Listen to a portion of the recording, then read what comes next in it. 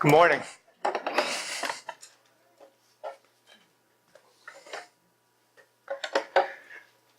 We're working our way through Paul's letter to the Corinthians, and we've talked about Corinth. Corinth was a dazzling, modern Greek city. If you think about it, might think about it like Chicago. It was a vital commercial link between East and West. In contrast to the poverty of the surrounding countryside, the inhabitants of Corinth were wealthy, and they flaunted it. Corinth attracted status-conscious yuppies. And there were some cults there to Aphrodite and Apollo and Dionysius that invited a freedom to dispense with moral restraint. The only thing not tolerated in Corinth was anything that interfered with an individual's right to instant self-gratification. Sound familiar? Sound like any culture we know? On the other hand, Corinth had a significant Jewish community. Within the Roman Empire, think about maybe 10% were Jewish. The wealthy class could afford to eat, drink, and be merry, but the working class couldn't afford that, and they looked up to the Jews for being monotheistic, and they looked at them as being morally sane. The Corinthian Christians had to avoid two ditches. On the one hand, they had to avoid sacred legalism. On the other hand, they had to avoid secular humanism. Paul starts his letter. It's in your worship folder if you want to follow along. He writes, "For I do not want you to be unaware, brothers, that our fathers were all under the cloud, and all passed through the sea, and all were baptized into Moses in the cloud and in the sea, and all ate the same spiritual food, and all drank the same spiritual drink, for they drank from the spiritual rock that followed them, and the rock was Christ." There would have been pressure from ancient Jews to believe that becoming a Christian meant becoming Jewish. In the early church, the contrast between Judaism, which is the womb from which Christianity was born, and Christianity were so much the same that differentiating them was difficult. To read the Old Testament accounts of God, which is the only Bible they had, is the Old Testament. And as they read God selecting the children of Israel, it would have made it easy to believe that the more Jewish one was, the closer to God one became. In this regard, those who were proud of their Jewish heritage would talk about how God walked with them and with their forefathers in the Exodus. Paul does mention, when he talks about our fathers, I think he's talking about Jewish fathers, descendants who were with Moses. He talked about 4 privileges that were granted them. And there were privileges granted to those who were the children of Israel. They were guided by the cloud. They crossed the sea on dry ground. The provision of manna in the wilderness and supernatural water. We don't hear a lot of this. There was a rock that followed them. The rock was Christ. There is a tradition, according to the rabbis, and this is what this tradition was, that there was a movable well, the tradition has it, that followed the Israelites through the wilderness. Again, we don't have a record of this, but this is what tradition taught. There was a rock shaped, and it resembled a sieve, giving to the Israelites in the desert. It rolled along after the wanderers through hills and valleys, and when they camped, it settled at the tent of meeting. As you think about what it would have been like to wander through the wilderness and have the cloud, and there was walking on dry ground, and we don't know if there was a movable water source. There were water sources that God created along the route. What it would have been like to know for sure what God's will was. Again, there was no question about God's will. If the cloud stopped, God's will was that we stop here. If the cloud moved, it was God's will that we move.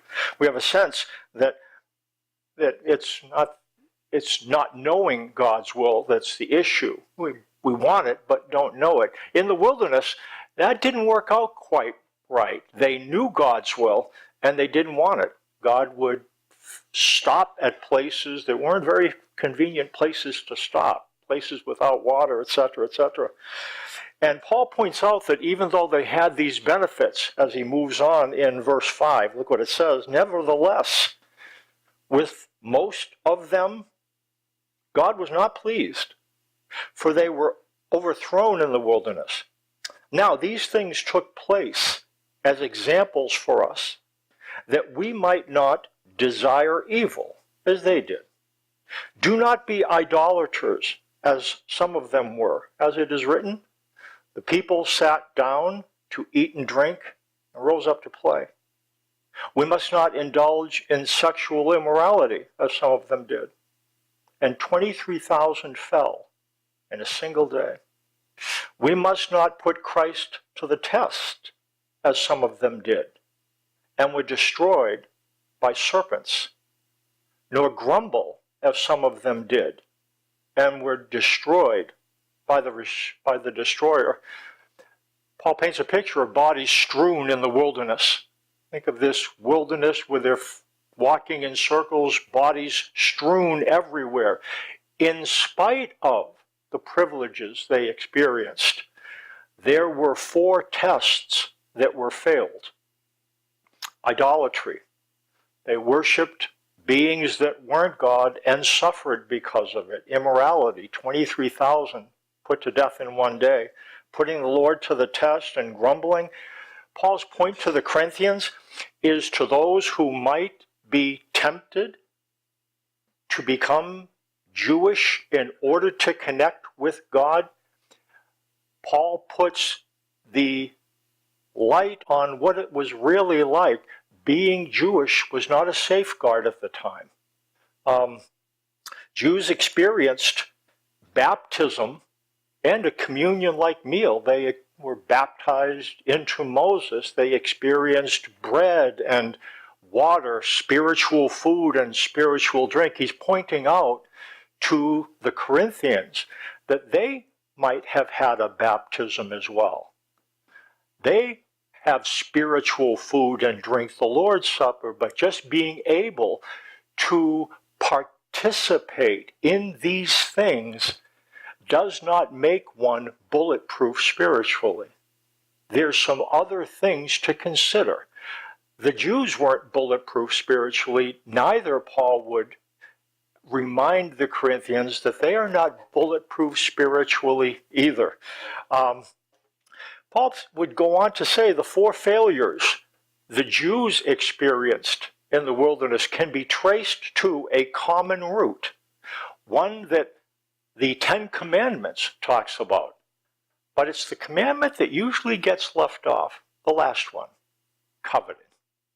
Coveting really literally means desiring. It can be good or bad depending on what's coveted. It's not a negative word. In fact, the word for covet in the Greek language, it says Jesus coveted to experience the Last Supper with them. Certainly not something negative. It was a positive thing. It just means wanted. The issue, though, in the wilderness was desires, coveting, wanting, craving. To trace the root of idolatry and immorality and putting the Lord to the test and grumbling, if you trace those behaviors to the root, you'll find one root: craving, coveting. The same thing, desiring, wanting. When we want something and don't get it, we look elsewhere. It's when we want something and don't get it that we're tempted to be involved in addictive behaviors. That's ultimately the issue. It's the 10th commandment, coveting. Now, the deal with coveting is that it might be possible to control your desires. To control your behaviors. But controlling your desires, would you agree with me? That's a more difficult thing. You can control what you want. That's above our pay grade. So how are we supposed to deal with sin if sin is rooted in desires, and desires aren't something that are easy to control? That's a good question, isn't it?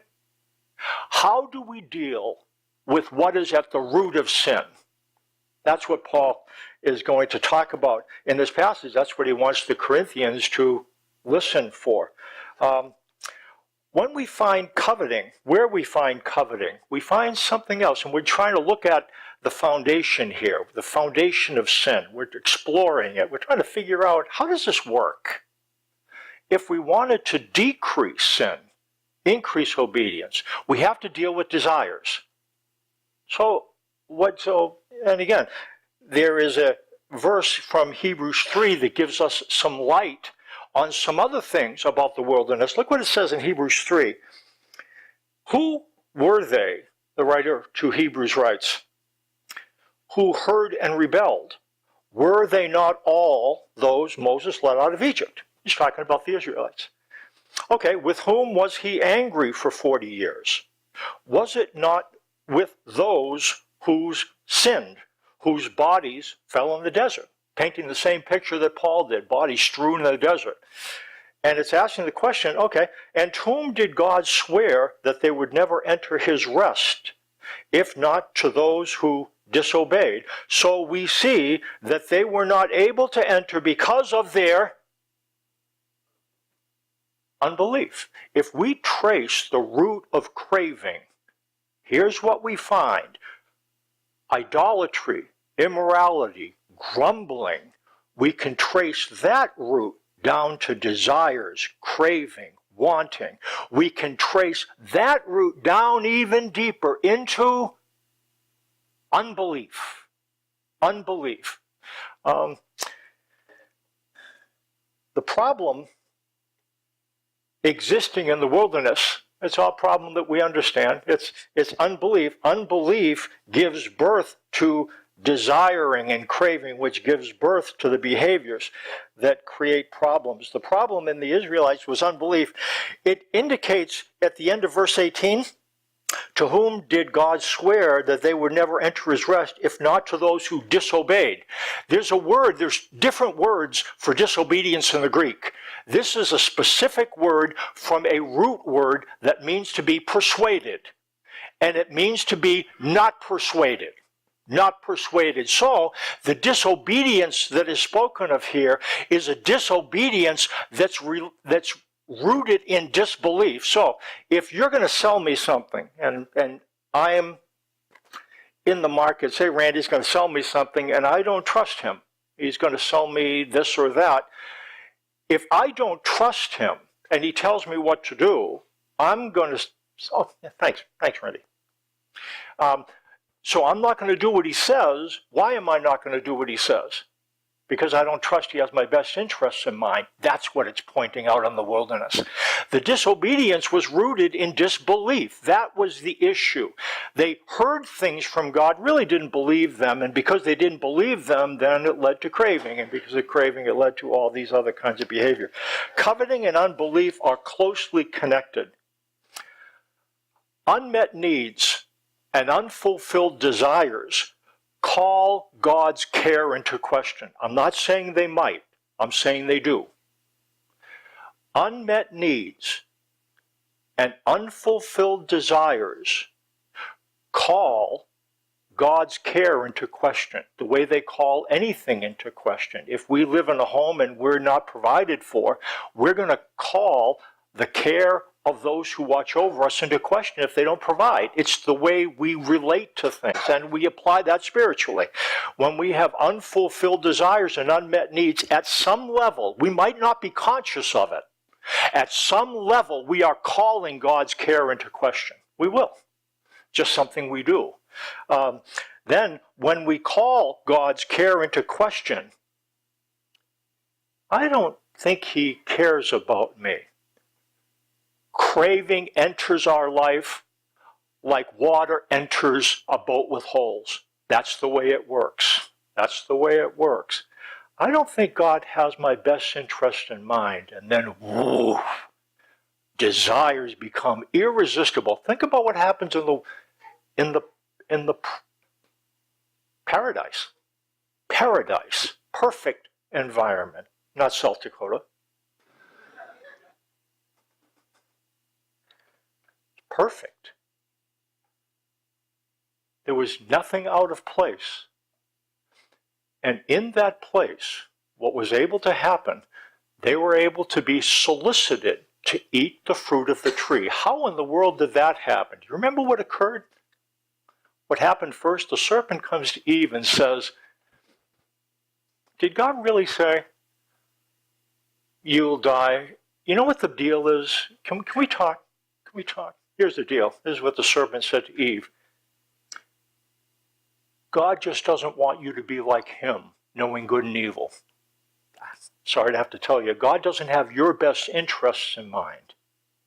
He's just a little bit jealous of being God, a little bit insecure, and he's afraid that if you have his information, then he'll be out of a job.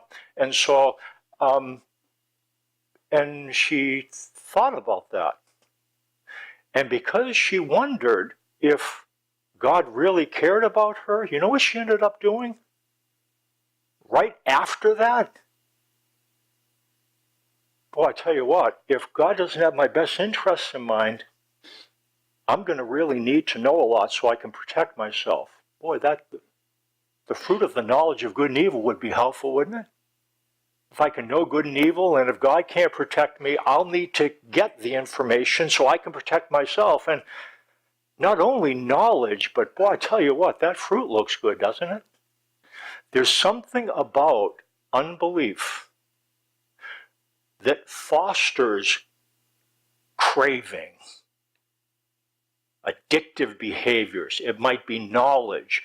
It might be pleasure, sensual pleasures. Both of those things we find in the soil of paradise. I tell you what, if craving can grow up in the soil of paradise, you don't live in paradise. I don't live in paradise. We're going to have issues with unbelief. We're going to have issues with craving, and we're going to have issues with the things that craving produces. How do we deal with it? That's a good question. That's a good question. Here's what Paul goes on to say in verse 11. Now these things happened to them, all these things, bodies strewn, as an example, but they were written down for our instruction, on whom the end of the ages has come. Therefore, let anyone who thinks that he stands take heed lest he fall. No temptation has overtaken you that is not common to man. God is faithful, and he will not let you be tempted beyond your ability. But with the temptation, he will also provide the way of escape, that you may be able to bear up under it. Let anyone who thinks he stands take heed lest he fall. Paul seems to be taking a shot at arrogance. Ancient Jews had a tendency to look down on Gentiles as pagans, as somebody so much less than, and Paul calls this arrogance into question. That's why he points out their own wilderness wandering. He says, no temptation has fastened upon you except what is part and parcel of being human, common to man. It's part about being human. Being human means that we are going to be exposed to unmet needs and unfulfilled desires. That's what it means to be human. We don't want one thing. We are spirit beings living in mortal bodies. These are two operating systems. If your spirit gets what it wants, your body doesn't get what it wants. If your body gets what it wants, your spirit doesn't get what it wants. What this means, we cannot escape frustration. We cannot escape unmet needs and unfulfilled desires. It's just the way, just part and parcel of being human. All of us are going to deal with it. You know what else we're going to deal with? Unmet needs, unfulfilled desires, bubbling up, craving. Craving. Not just I want something, but I want something. I don't like the fact that I have unmet needs and unfulfilled desires. I don't like the way it makes me feel, but I tell you what, if I buy a bunch of things or drink a bunch of stuff or do this or that or the other, it takes the edge off of this. It makes it a little more tolerable. Paul says that that's part and parcel of being human, and what he would have us understand, and again, this is not good news, but it's true. It's true. You will not be able to escape the temptation, the tension of unmet needs and unfulfilled desires. You're going to deal with it. You're going to deal with it. You can't escape it. What we're to do, it says God gives us a way to escape, to bear up under it. You know what bear up under it means? It doesn't mean move out from under it. It means to be able to stand under it without caving, without collapsing, with trust. We're going to have to learn to bear up under it, to manage the tension. The tension is going to exist. If you have tension in your life, it's not because you're doing something wrong. You are a spirit being in a mortal body. It's what we have to deal with, part and parcel of being human. We don't eliminate the temptation, we endure it. How do we deal with human issues? God's going to give us the ability to endure. What is it about God? What does God direct our attention to get us to endure? What's our root issue? Remember, there's all these idolatry, sexual immorality, grumbling. Do you remember what's underneath that level? Underneath that, we find craving. Craving. Underneath craving, we find what's at the base of it. If we're going to deal with these things up here and this here, would you agree with me? Let's deal with the root of the problem. And what's the root of the problem? Unbelief. That's why God points us to his faithfulness. God is faithful, because you know the deal is, that's what we call into question. God's faithfulness. I don't have what I need. God must not really like me. He must like people that are better than me. We think that tension is optional. It's not optional. God does like you. He does. And the fact that you deal with tension doesn't surprise him. I think he wants us to understand what's happening. This comes from this. This comes from this. God is faithful, who will not allow you to be tempted beyond what you're able, but with the temptation will provide a way of escape. You may be, what does God give you to allow you to endure things? Does God take your desires away? It doesn't. Isn't that the way it works? I want something I shouldn't have, and I say, God, take it away, and then my desire just vanishes. Is that what happened? Is that what happens to you? Anybody else got an experience? No, that's not the way it works. The desires don't go away. You know what God directs our attention to? He'll have us take our gaze away from what we're trying to control. Take our gaze away from trying to control desires. I gotta stop desiring those things. I gotta stop doing these things. You know what God directs our attention to? Gaze at him and his commitments. If you will learn to gaze at God's commitments, it will help you deal with behaviors, with craving, and with unbelief. It gets to the root of the problem. Thoreau said, for every 1,000 people whacking away at the leaves of evil, there's one person striking at the root. So he said, for every 1,000 people whacking away at the leaves of evil, there's one person striking at the root. What's at the root? Belief. That's what God gives us. He gives us promises, gives us commitments. Now, they're not magic, but as our ability to believe that God is with us, even in the midst of tension, as that ability to believe that increases, I'm having a rough time, but God's with me. He's not going to cast me adrift. He's not going to leave me behind. As that ability grows, what becomes a little bit less? craving gets turned down a little bit. We don't crave as much when we feel protected. Everybody understand that? It's just the way it works.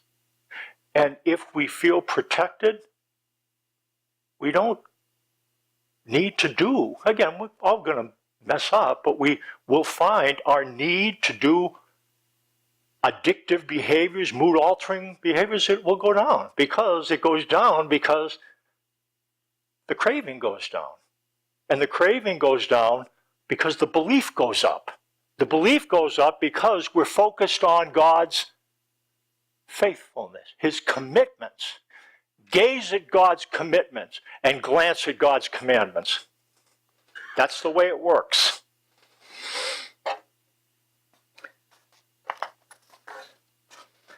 Sacred legalism is an issue, but he goes on to deal with some other things. He says, therefore, my beloved, in verse 14, flee from idolatry. I speak as to sensible people. Judge for yourselves what I say.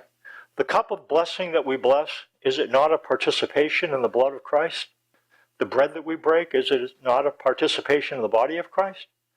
Because there is one bread, we who are many are one body, for we all partake of the one bread. Consider the people of Israel. Are not all those who eat the sacrifices participants in the altar? What do I imply then? That food offered to idols is anything? Or that an idol is anything? No. I imply that what pagans sacrifice, they offer to demons and not to God. I do not want you to be participants with demons. You cannot drink the cup of the Lord and the cup of demons. You cannot partake of the table of the Lord and the table of demons. He says, therefore, my beloved, flee from idolatry. I speak as to sensible people. What he's doing, Paul is having moved from sacred legalism. Now he's saying, Paul says, let's talk. I'm speaking to reasonable people, right? And he really believes they're reasonable.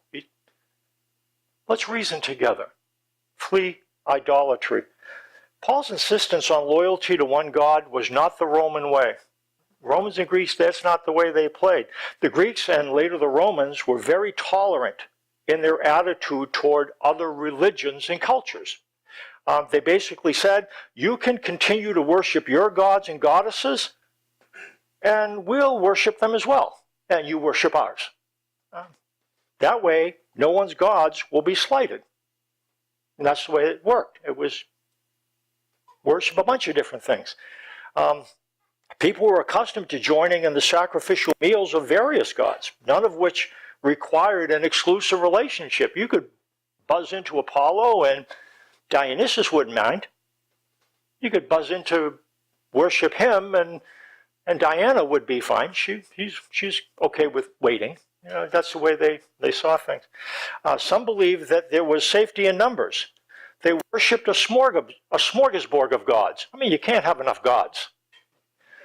You know, it's interesting. The reason why Baal worship was such a deal in the Old Testament when they were wandering through the wilderness, or not the wilderness, but afterwards, is because the God of Israel was great in the desert.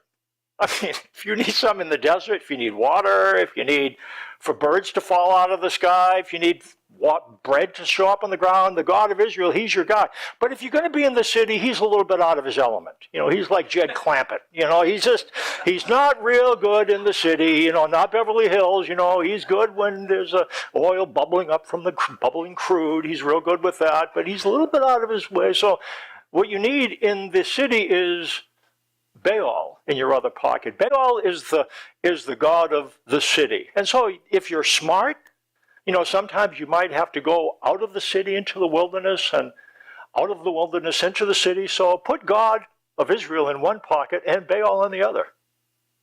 And that's the way the Romans saw things. That made sense. The more gods that were honored, the better the chance of success in life. Paul rejects this. And he says, you can't have it both ways. It's really what Elijah did. This is what Elijah battled. He said, choose. If Baal is God, go with Baal. If God is God, go with him. But you can't walk the line. It's one or the other. Paul is bringing the same type of influence. The Lord's Supper is a sacred act that requires absolute allegiance to Christ and Christ alone. What he's saying, you just can't worship the God of Israel and then go to worship Diana on Monday and Apollos on Tuesday and Dionysius on Wednesday. It doesn't work that way. It's not the way you've been taught. That's what Paul is telling them. They couldn't treat feasts. You know what a progressive dinner is? A progressive dinner, you go from place to place.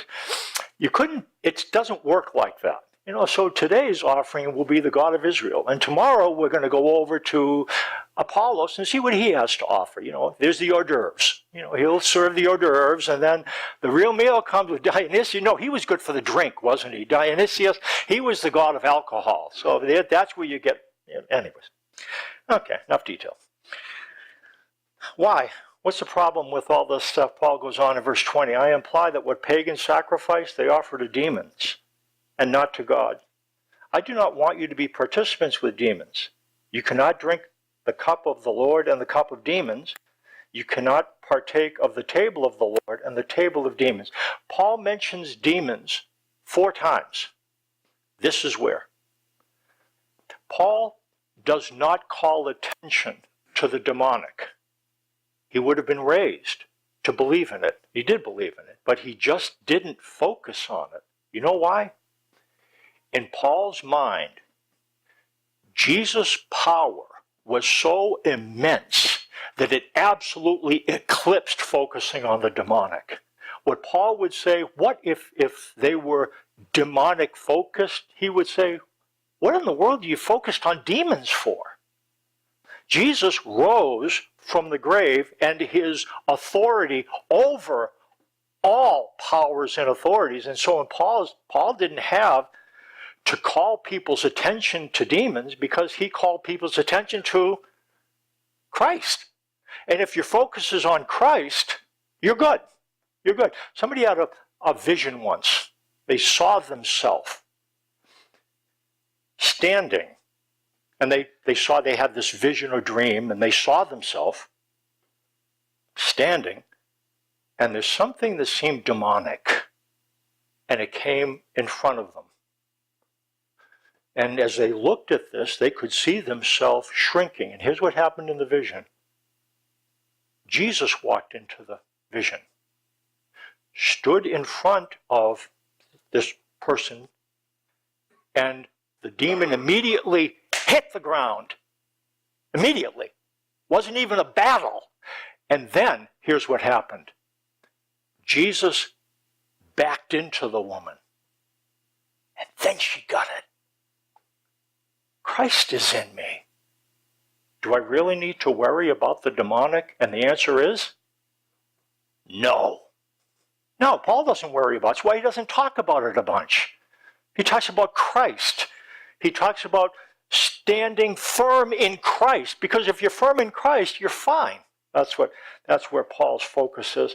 The Gospels talk about the demonic because that's on the front side of Jesus' victory. It's Jesus dealt with spirits and demons to indicate, I am the victor over these forces. And then being raised from the dead, that seals it. And so Paul then, as a spokesperson after, that's why we find the amount of demonic he talks about, it just tails off. Paul doesn't talk about exorcisms. Luke describes one when he talks about Paul's ministry. Paul doesn't talk about them. And Paul never talks about hell. He doesn't talk about it once. Never mentions it. According to Paul, it's not where the focus should be. Where should the focus be? Where should your gaze be? He's faithful. He's faithful. Why should I focus on that? Because if I believe in his faithfulness, then I don't have to deal with as much craving. If I don't have to deal with as much craving, then I don't have to deal with as many behaviors, right? Focuses our mind on belief, Goes on, verse 22, shall we provoke the Lord to jealousy? Are we stronger than he? All things are lawful, but not all things are helpful. All things are lawful, but not all things build up. Let no one seek his own good, but the good of his neighbor. Eat whatever is sold in the meat market without raising any question on the ground of conscience. For the earth is the Lord's and the fullness thereof. If anyone of the unbelievers invites you to dinner, and you're disposed to go, eat whatever is set before you, without raising any questions on the ground of conscience. But if somebody says to you, this has been offered in sacrifice, then don't eat it. For the sake of the one who informed you, and for the sake of conscience. I do not mean your conscience, but his. For why should my liberty be determined by someone else's conscience?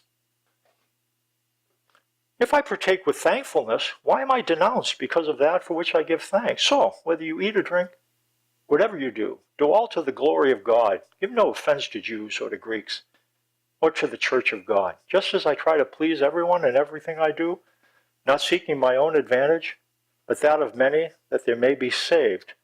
Be imitators of me as I am of Christ. What he says, don't go to a pagan feast. That's what he says. You can't, it's not a progressive dinner. If you're going to do the Christian thing, worship Jesus.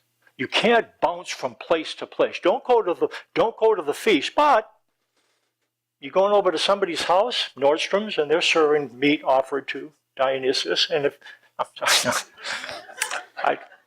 no, but if you go over there, you don't have to say, Travis, was this offered? You don't have to inquire. If somebody says something, then you say, I'm going to abstain. I'm going to abstain. But I don't need to investigate. Don't need to investigate. If you're in a meat market, don't need to investigate. And it seems that was part of the issue. Pharisees were very careful when they went to somebody's house to eat. So if I come to your house, coming to the Gertz's house, was this mustard, the mustard that you're serving, were the mustard seeds tithed? No, again, did you separate one seed out of every 10? Because then they wouldn't use the mustard if the mustard seeds weren't tithed. They were fastidious about that. And I think what's happening in this community, I think the Corinthians are under some pressure. Whenever you go in, make sure you ask, because that's what the Pharisees would have done. And they almost used it as an opportunity to do a spiritual selfie. So if we're in the meat market, here's what it might have been like. Excuse me, back there? Yeah. I'm sorry, I have a question to ask him back there. This is a big meat market, and I have a question. Yeah, Raleigh, was this meat over here offered to an idol? Oh, okay. Because I just need to know that, because I don't eat meat offered to idols. And so it's what they were doing. It's like a spiritual selfie. And who gets focused on there? You know who. And what Paul's point is, there is a point here.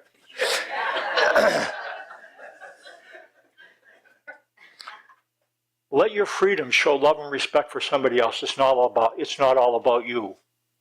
Not all about you. If somebody raises a question, and if you do something, their conscience might be harmed. They might think, okay, it's okay for me to eat this food. In that case, don't do it.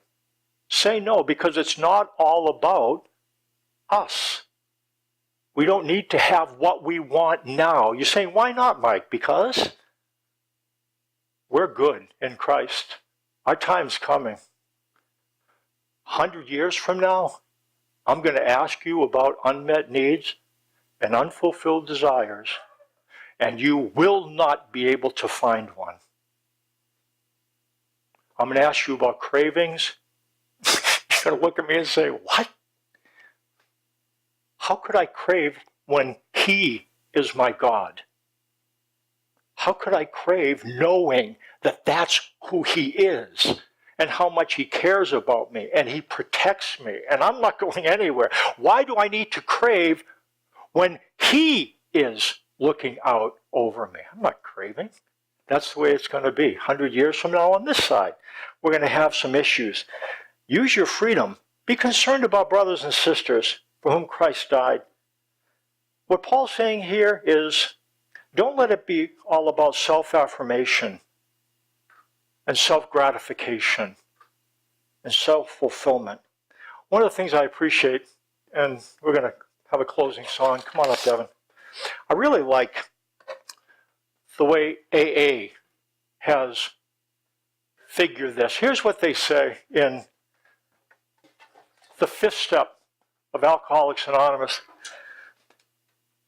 It says do a moral inventory, and then it goes to talk about what to do with an awareness of all these resentments and sexual acting out, all these bad things. Here's what it says. I want you to listen. Remove from me every single defective character that stands in the way of my, anybody know what it says? That stands in the way of my usefulness. Usefulness to you and my fellows. That's what AA has figured out. If you want to deal with addiction, what you do is you get to the source of it. It's not all about me. Remove from me every single defective character that stands in the way of my usefulness to you and my fellows. And that makes sense.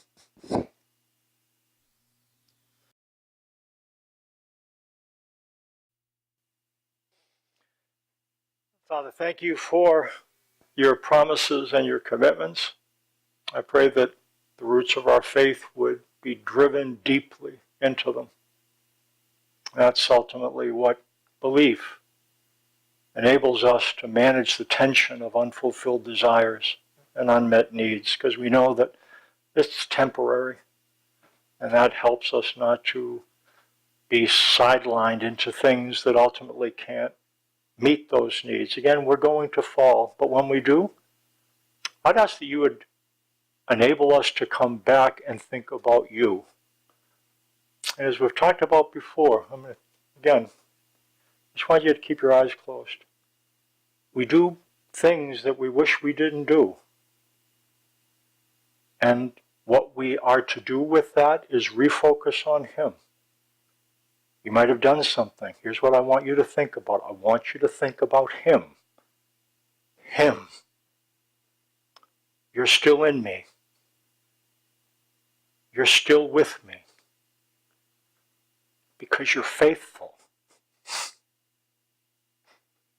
And good's still ahead of me. Guaranteed. Oh God, you're faithful. You're still in me. I did things that are faithless. You're still in me and you're still with me. Good's still ahead of me. Guaranteed. Thank you for being faithful. That's what allows us to endure, bear up under things that are difficult. In Jesus' name, amen.